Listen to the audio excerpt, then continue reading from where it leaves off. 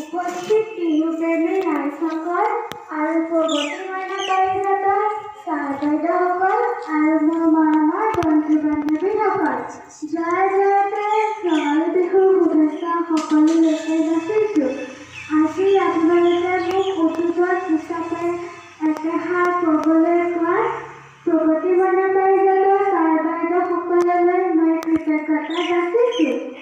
সদায় বিহুপ্ৰেমী ৰাইজ, আমি অকণি, আমাৰ মনবোৰ কোমল আৰু কৌতূহলী।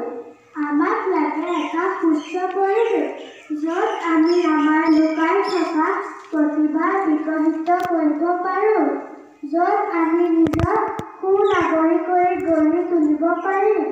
তেতিয়াহে আমি অকণি দেশৰ ধাৰণী হ'ব পাৰিম।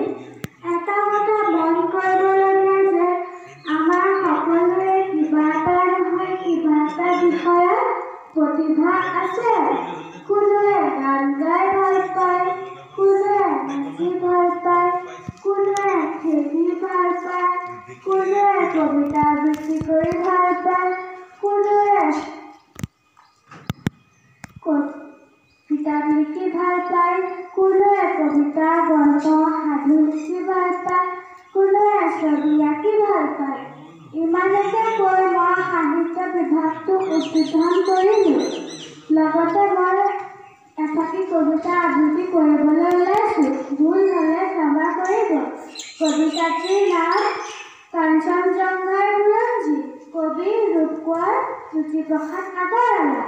মই কাঞ্চনজংঘা তুষাৰ শুভ্ৰহী, মই অগ্ৰবেদী মোৰ জটা ঝৰি ঝৰি নিজৰি নিজৰি বৰ অবিৰল কল কল।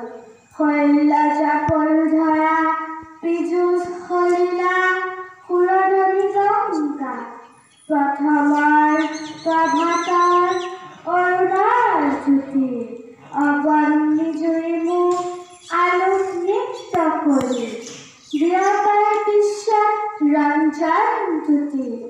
মোৰে